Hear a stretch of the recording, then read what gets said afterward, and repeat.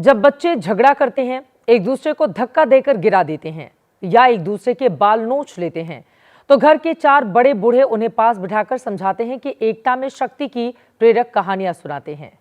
बस वही अब इंडिया गठबंधन में भी शुरू हो गया है। कल दिल्ली के नतीजे आते ही इंडिया गठबंधन के नेताओं में उपदेश की एक अलग सियासत देखी जा रही है।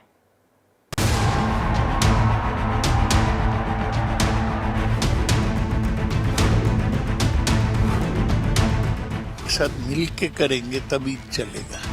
विपक्षी एकता मजबूत है और मजबूत रहेगी। हम देश के हित में अलायंस हम मानते हैं, हमारे अलायंस पार्टनर्स को हम बहुत आदर करते हैं। इन उपदेशों की जड़ में सिर्फ एक ही चिंता है कि कहीं ऐसे ही आपस में लड़ते रहें तो इंडिया गठबंधन इतिहास न बन जाए। ऐसा ना हो कि बीजेपी को 2047 तक हरा पाना असंभव हो जाए। लोकसभा चुनाव में केजरीवाल और राहुल गांधी साथ थे, दिल्ली के 7 खाने चित हुए। विधानसभा चुनाव में अलग थे, फिर भी एक 48 खाने चित हुए, दूसरे 70 खाने चित हुए। वक्त की बात है, दिल्ली चुनाव से पहले यही अरविंद केजरीवाल कांग्रेस को इंडिया अलायंस से बाहर करने का दम भर रहे थे। ममता बनर्जी को अलायंस का लीडर बनवाने का प्लान बना रहे थे। तो फिर आम आदमी पार्टी इंडिया गठबंधन के बाकी सभी घटक दलों से बात करेगी कि कांग्रेस पार्टी के साथ अब एक अलायंस में नहीं रहा जा सकता, क्योंकि ये साफ हो गया है कि कांग्रेस पार्टी दिल्ली में भारतीय जनता पार्टी को चुनाव लड़वाने और चुनाव जिताने का प्रयास करती है। अखिलेश यादव को भी लगा कि केजरीवाल में ज्यादा स्पार्क है, इसीलिए कांग्रेस को इग्नोर करके दिल्ली में केजरीवाल का चुनाव प्रचार करके गए। चुनाव में राहुल गांधी और अरविंद केजरीवाल ने एक दूसरे का लिहाज छोड़ दिया था, चुन चुन कर एक दूसरे पर पर्सनल अटैक किए थे। केजरीवाल जी महल में रहते हैं, शीश महल में रहते हैं। कांग्रेस और बीजेपी को अब औपचारिक रूप से ऐलान कर देना चाहिए कि वो मिलके गठबंधन में ये चुनाव लड़ रहे हैं आम आदमी पार्टी के साथ। लेकिन कल नतीजे आए तो आम आदमी पार्टी और कांग्रेस दोनों की सांसें उखड़ी हुई, दम फूला हुआ था। मैं भारतीय जनता पार्टी को इस जीत के लिए बहुत बहुत बधाई देता हूं। आपस में लड़ भिड़कर हार जाने पर असल तंज जम्मू कश्मीर के सीएम उमर अब्दुल्ला ने कसा। कहा, जी भर के लड़ो, समाप्त कर दो एक दूसरे को। कल ही पीएम मोदी ने भी अटैक किया, कहा एक दूसरे को मिटाना यही इंडिया अलायंस का चरित्र है। कांग्रेस एक परजीवी पार्टी बन चुकी है। ये खुद तो डूबती है, अपने साथियों को भी डुबोती है।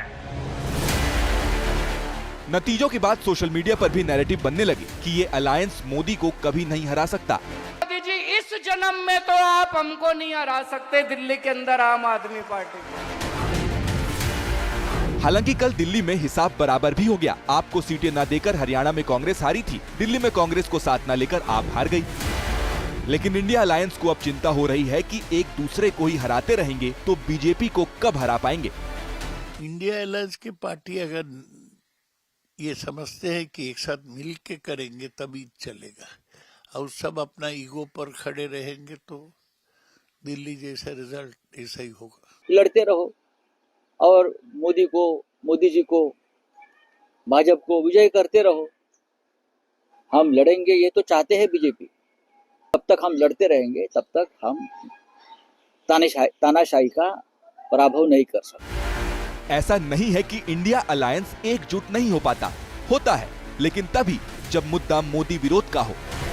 अमेरिका से भारतीयों को हथकड़ी में भेजने के खिलाफ सब साथ थे। संसद में यूजीसी ड्राफ्ट के मुद्दे पर भी इंडिया अलायंस एकजुट दिखा। महाराष्ट्र में ईवीएम और चुनावी गड़बड़ी के सवाल पर भी सुर एक थे। लेकिन जैसे ही बात सीटों की, टिकटों की, वोटों की, जमीन बचाने की आती है, बर्तन फूटने शुरू हो जाते हैं।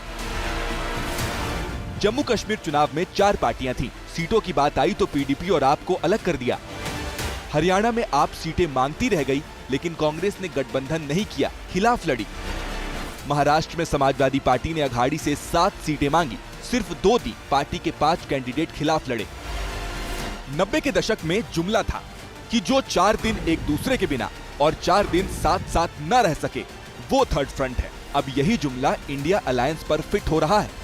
23 जून 2023 को इंडिया अलायंस बना, तब से 17 राज्यों में चुनाव हो चुके हैं। इनमें से 12 बीजेपी प्लस एनडीए ने जीते हैं। सिर्फ 4 राज्य कांग्रेस प्लस इंडिया अलायंस ने जीते हैं, 1 राज्य अन्य ने जीता। इन 17 विधानसभा चुनावों में एनडीए का स्ट्राइक रेट 70.5%, जबकि इंडिया अलायंस का 23.5% रहा है। अभी की बात करें तो देश के 21 राज्यों में एनडीए सरकार है। इनमें 14 अकेले बीजेपी की है, जबकि 10 में इंडिया अलायंस की सरकारें हैं। इनमें 3 ही कांग्रेस की हैं। इंडिया अलायंस बनते ही उसे उसके सूत्रधार नीतीश कुमार ने छोड़ा, फिर 3 और दल छोड़ गए। जो दल बने रहे वो भी कभी एक नहीं हो पाए। दिल्ली चुनाव के बाद ये बदलाव दिख रहा है कि कल तक जो कांग्रेस को कह रहे थे कि उन्हें साथ लेकर नहीं चलती, अब कांग्रेस कहने की हालत में है कि उसके साथ चले, उसके पीछे चले बिना किसी की बात नहीं बनेगी।